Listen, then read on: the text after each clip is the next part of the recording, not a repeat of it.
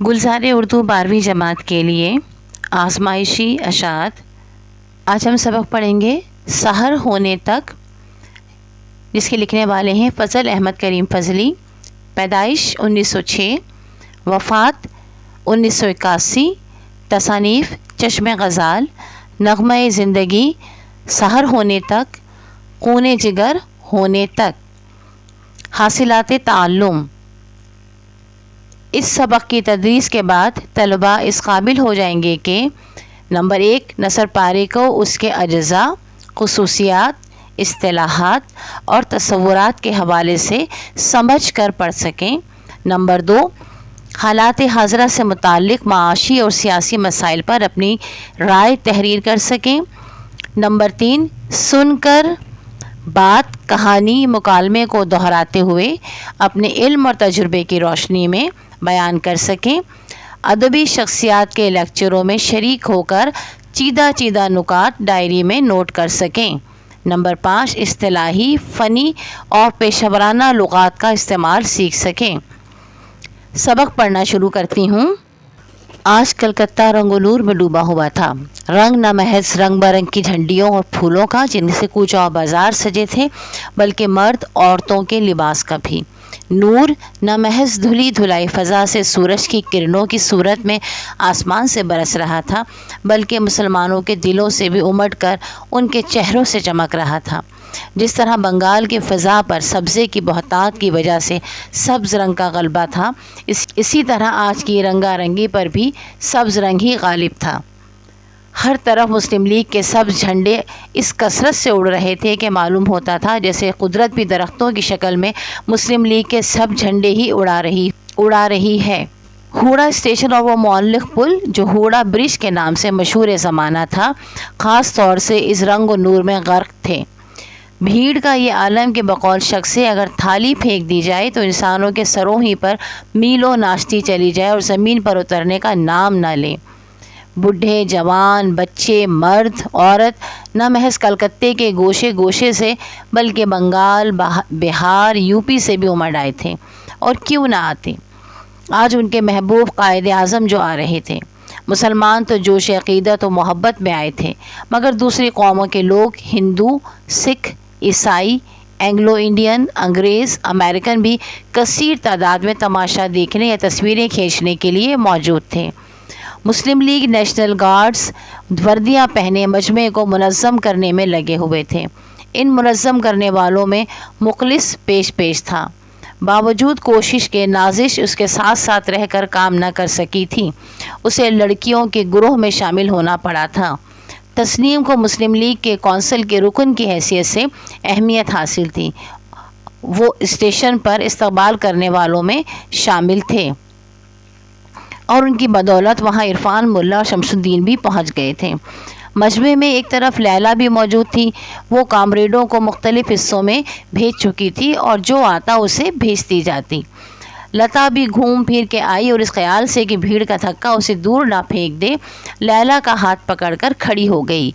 हाथ छूते ही उसने कहा, बॉस, आपका बदन तो गर्म है, बुखार लगता है। लैला, कोई बात नहीं, तुम हूड़ा ब्रिज के करीब पहुंच जाओ ताकि जब जुलूस पुल पार करके आए तो उसे करीब से देख सको। वो जो हुक्म कहकर चली गई। थोड़ी देर बाद ज़मीन व आसमान के दिल अल्लाहु अकबर, कायद आज़म जिंदाबाद, मुस्लिम लीग जिंदाबाद, पाकिस्तान जिंदाबाद के नारों से हिल गए। ये शोर रेल के स्टेशन में दाखिल होते ही उठा और मीलों तक उठता चला गया। कोई और ऊंची जगह ना पाकर एक घोड़ा गाड़ी की छत पर मिस्टर स्मिथ खड़े तस्वीरें ले रहे थे। इसी तरह और घोड़ा गाड़ियों की छतों पर भी लोग खड़े थे। मुकामी भी, बैरूनी ममालिक के भी, उन्हीं में मिस्टर रैमज़े भी शामिल थे, जिन्हें घोड़ा गाड़ियाँ मुयस्सर ना आ सकीं। वो मोटरों ही की छतों को नवाजने पर मजबूर हुए थे। कायद आज़म के आने ने गरीब घोड़ा गाड़ी के दिन फेर दिए थे और उससे यकायक मोटर से ज़्यादा अहमियत बख्श दी थी। आखिर उनकी तहरीक पाकिस्तान ने भी तो गरीब आवाम को अमीर उमरा से भी ज़्यादा अहम बना दिया था। रैमज़े ने पहले कायद आज़म का नाम चाय के बाग में सुना था। उस वक्त इस्लाम को चंदा अहमियत ना दी थी। उसके दिल में शुबा था کہ شاید ہندوستان کی آزادی کے اس مسئلے کو الجھانے کے لیے مسلمانوں کا سوال کھڑا کیا گیا ہو، اور جو بات وہ اتنے دنوں سے اپنے ملک امریکہ میں سنتا چلا آیا تھا وہی صحیح ہو، یعنی ہندوستان کا صرف ایک مسلمہ لیڈر گاندھی ہے جس کے پیچھے سارا ملک ہے۔ اس نے بعد میں بھی ہندو مسلم مسئلے کا ذکر وقتاً فوقتاً سنا تھا، مگر اس کا شبہ دور نہ ہوا تھا۔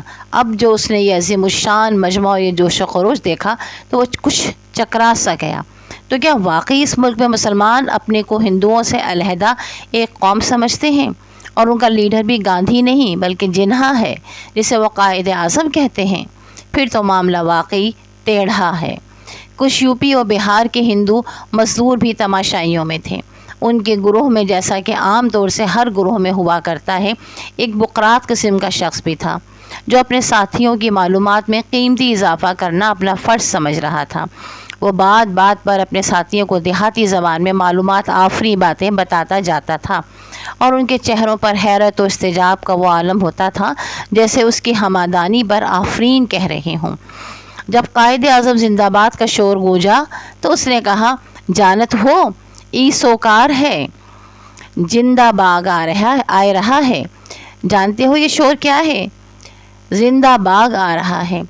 لوگ زندہ باغ، باپ رے باپ، پھر تو بھاگے کا چاہی، پھر تو بھاگنا چاہیے۔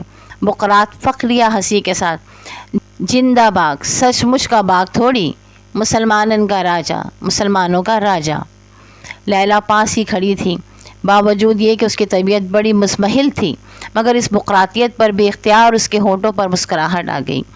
اس نے دل میں کہا، یہ بقرات زندہ باد کو زندہ باغ خوب سمجھا، مگر اس کی موٹی سمجھ میں یہ بات آئی بڑی پتے کی واقعی مسٹر جناح اس وقت انسان کی صورت میں زندہ شیر کی طرح ہیں، اور مسلمانوں کے دلوں پر جس طرح حکومت کر رہے ہیں وہ کوئی راجہ بھی کیا کرے گا۔ قائد اعظم کی سواری پاس سے گزری۔ ایک طرف ان پر پھولوں کی پنکھڑیاں برس رہی تھیں اور ان کا چہرہ پھول کی طرح کھلا جا رہا تھا، دوسری طرف نیشنل گارڈز کے منظم دستوں کی چمکتی ہوئی تلواریں، پھر لوگوں کے چہروں پر حوصلوں ولولوں کی چمک، اس پر اللہ اکبر، قائد اعظم زندہ باد، مسلم لیگ زندہ باد، پاکستان زندہ باد کے دل ہلا دینے والے نعرے۔ سواری کیا تھی؟ ایسا معلوم ہوتا تھا کہ جلال و جمال من تشدم تو من شدی ہو گئے ہیں۔ لیلا نے محسوس کیا کہ جو کچھ وہ دیکھ رہی ہے اس سے مخلص کے سمجھنے میں بڑی مدد ملے گی۔ مخلص کے دل میں اس منظر سے کتنا جوش و ولولہ پیدا ہوگا، اور اس کے حوصلے اور عزائم اب پہلے سے بھی کتنے زیادہ بلند اور مضبوط ہو گئے ہوں گے۔ وہ مسلمان ہوتی تو ضرور اس کا بھی یہی حال ہوتا، نازش کا بھی یہی ہوا ہوگا۔ اس کا مطلب یہ ہے کہ نازش کے دل کی دھڑکن مخلص کے دل کی دھڑکن سے ہم آہنگ ہوگی۔ کیا یہ بات وہ اپنے دل کی دھڑکن کے بارے میں بھی کہہ سکتی تھی؟ لتا ہاپتی کاپتی آئی، ارے باس وہ بات کیا ہے؟ خیریت تو ہے؟ خیریت تو وہ کون؟ نہیں، خیریت نہیں، وہی۔ لیلا کا دل بلیوں اچھل پڑا۔ وہ کا مطلب وہ سمجھ گئی تھی، انہیں کوئی حادثہ تو پیش نہیں آیا؟ الہی خیر، بریکٹ میں لکھا ہے، ارے میرے دل سے یہ الہی خیر کیا نکلا؟ میں تو خدا کو نہیں مانتی۔ واقعی انسان کی کمزوری اور بے بسی ہی ہے جو اسے خدا کو ماننے پر بعض وقت مجبور کر دیتی ہے۔ Bracket close. قائد اعظم کی سواری گزرنے کے بعد مجمع آہستہ آہستہ منتشر ہونے لگا۔ عرفان ملا نے تسنیم سے کہا، آپ قائد اعظم کا دیدار کرا دیا، آج میں وہ دیکھے جو سارا زندگی دیکھنے نہیں سکتے تھے۔ اللہ اکبر، دل کرتا میں یہیں سجدے میں گر پڑے۔ جمعدار صاحب، یہ دیکھنے سے تو قولوا انا للہ ہو نہ سکتے تھے۔ اسمت اور رمزے کے آپس میں ملاقات ہو گئی۔ اسمت، آپ نے دیکھا؟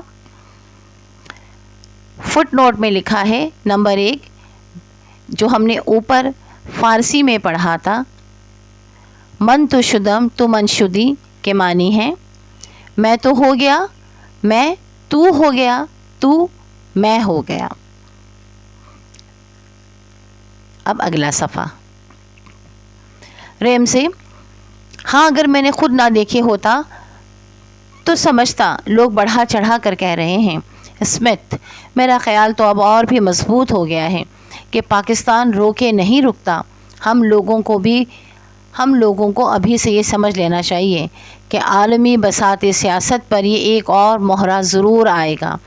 اس کے آنے کے بعد بازی کا نقشہ کس طرح بدلنا پڑے گا، اس پر ابھی سے غور کرنا چاہیے۔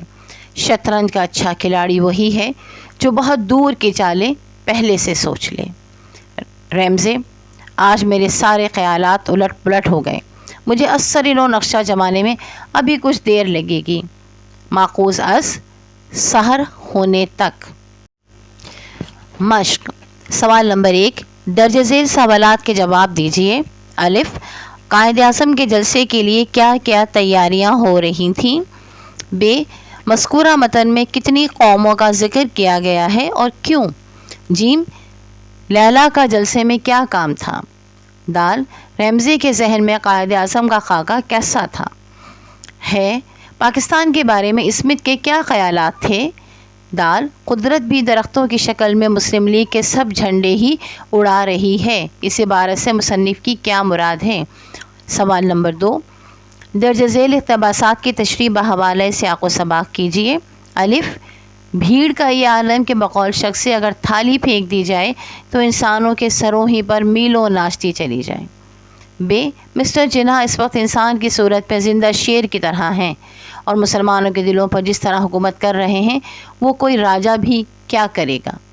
ج، عالمی بساط سیاست پر یہ ایک اور مہرہ ضرور آئے گا، اس کے آنے کے بعد بازی کا نقشہ کس طرح بدلنا پڑے گا، اس پر ابھی سے غور کرنا چاہیے۔ شطرنج کا اچھا کھلاڑی وہی ہے جو بہت دور کی چالیں پہلے سے سوچ لے۔ نمبر 3، درج ذیل تراکیب کو اپنے جملوں میں استعمال کیجیے۔ رنگ و نور، کوچہ و بازار، دھلی دھلائی، عظیم الشان، جلال و جمال۔ سوال نمبر 4، درست جواب پر صحیح کا نشان لگائیے۔ نمبر 1، سحر ہونے تک ناول ہے۔ الف، ڈپٹی نذیر احمد کا۔ ب، علامہ راشد القیری کا۔ ج، خدیجہ مستور کا۔ د، فضل احمد کریم فضلی کا۔ نمبر 2، اس ناول کا پلاٹ ہے۔ الف، پاکستان کی آزادی سے متعلق۔ ب، غدر سے متعلق۔ ج، پہلی جنگ عظیم سے متعلق۔ د، دوسری جنگ عظیم سے متعلق۔ نمبر 3، عالمی بساط سیاست پر یہ ایک اور مہرہ ضرور آئے گا۔ یہ جملہ استعارہ ہے۔ الف، قیام پاکستان کا۔ ب، تقسیم ہندوستان کا۔ ج، شطرنج کے ایک کھلاڑی کا۔ د، قائد اعظم رحمۃ اللہ علیہ کا۔ 4، من تو شدم سے مراد ہے۔ الف، تو اور میں ہو گئے۔ ب، میں تو ہو گیا۔ ج، میں اور تو ہو گئے۔ د، تو میں ہو گیا۔ انسان کی صورت میں زندہ شیر کی طرح تھے، اس جملے میں ایک صنعتی خوبی ہے۔ الف، صنعت مبالغہ۔ ب، صنعت تلمیح، ت، لام، میم، یہ اور حلوے والی ہے ملا کر لکھے ہوئے ہیں۔ ج، صنعت استعارہ۔ د، صنعت تشبیہ۔ باکس میں لکھا ہے، سعید اکثر دیر سے آتا ہے، ابراہیم اسکول خوشی سے جاتا ہے، ناہید حیدرآباد جا رہی ہے۔ درج بالا جملوں میں فعل کے متعلق بتایا جا رہا ہے۔ یہ جملے بتا رہے ہیں کہ نمبر 1، سعید کب آتا ہے۔ نمبر 2، ابراہیم کیسے جاتا ہے۔ نمبر 3، ناہید کہاں جا رہی ہے۔ اس سے معلوم ہوا کہ اگر کسی فعل کے بارے میں یہ بتانا ہو کہ وہ فعل کب، کس طرح اور کہاں واقع ہوا تو فعل متعلق کا استعمال ہوتا ہے۔ سوال نمبر 5، درج ذیل جملوں میں متعلق فعل کی شناخت کیجیے۔ نمبر 1، بچہ روتے روتے سو گیا۔ نمبر 2، قافلہ منزل پر پہنچ گیا۔ نمبر 3، اقبال دیر سے آتا ہے۔ اب اسی طرح بلو کلر کے، جیسے اس سے پہلے ایک باکس میں تھا، اب یہ بلو کلر کے باکس میں لکھا ہے اسٹار بنا کر، ناول نگاری۔ ناول کا ماخذ اطالوی زبان کا لفظ نوویلا، NOVELA ہے، جس کے لفظی معنی انوکھا، عجیب اور نیا کے ہیں۔ اصطلاح میں ناول سے مراد ایسی کہانی جس میں انسانی زندگی کے حالات و واقعات اور مسائل و معاملات کو دلچسپ انداز میں پیش کیا جائے۔ یہ دلچسپی پلاٹ، کردار نگاری، منظر نگاری اور مکالمہ نگاری سے پیدا کی جاتی ہے، اور یہی ناول کے بنیادی عناصر ہیں۔ سرگرمیاں: نمبر 1، طلباء اس ناول کے بارے میں اپنی رائے کا اظہار کریں گے۔ نمبر 2، طلباء کمرہ جماعت میں اپنے زیر مطالعہ کسی اور ناول / کہانی کے مکالمے دہرائیں گے، پھر اپنے علم اور تجربے کی روشنی میں مختصر تبصرہ بھی کریں گے۔ برائے اساتذہ: نمبر 1، طلباء کو ناول پڑھنے میں مدد فراہم کیجیے۔ نمبر 2، ناول کے اجزاء کے بارے میں طلباء کو بتائیے۔ نمبر 3، اس ناول کے سیاسی پہلو کے بارے میں طلباء کو آگاہ کیجیے۔ نمبر 4، کسی علمی ادبی لیکچر میں شرکت کی اہمیت اجاگر کیجیے، نیز لیکچر کے چیدہ چیدہ نکات اپنی ڈائری میں نوٹ کرنے کی افادیت بھی طلباء کو بتائیے۔ نمبر 5، طلباء کو مختلف النوع لغات کا استعمال سکھائیے۔ فرہنگ: سحر ہونے تک: سحر، صبح، کوچہ گلی، امنڈ کر، جوش میں آ کر، معلق لٹکا ہوا، عقیدت، اعتقاد، خلوص و محبت، منظم، ترتیب دیا ہوا، چندہ، بالکل قطعی، مجمع، ہجوم، استجاب، تعجب ہونا، حیرت، ہمدانی، ہر بات کی واقفیت، آفرین، شاباش، بقول شخص سے، کسی شخص کے کہنے کے مطابق، مزمحل، تھکا ہوا، ولولہ، جوش و خروش، بلیوں اچھلنا، خوشی سے ایک دم اچھلنا، عالمی بساط سیاسی، بین الاقوامی سیاست۔ پیارے طلباء و طالبات، آپ سے گزارش ہے کہ اس سبق کو خود بھی سنیے گا اور اپنے دوستوں کے ساتھ بھی شیئر کیجیے گا۔ خاص کر اس سبق کی جو مطالعہ کیا گیا ہے، جو بلند خوانی کی گئی ہے، اس کی وجہ یہ ہے کہ جو ہمارے ایسے طالب علم جو دیکھ کر نہیں پڑھ سکتے ہیں، ان کی مدد ہو۔ لہٰذا آپ کے آس پاس، آپ کے قریب اگر آپ کو کوئی ایسے طالب علم نظر آتے ہیں کہ جن کی بصارت نہیں ہے، تو ان کو ضرور آپ اس چینل کو ریکمنڈ کیجیے گا، ان کے ساتھ شیئر کیجیے گا، تاکہ ان کی مدد ہو سکے۔ اس طرح آپ بھی ثواب میں شامل ہو جائیں گے انشاءاللہ۔ چینل کو ضرور سبسکرائب کر لیجیے گا اور اپنے دوستوں کے ساتھ شیئر کیجیے گا، اپنے کمنٹس بھی دیجیے گا ضرور۔ اللہ حافظ۔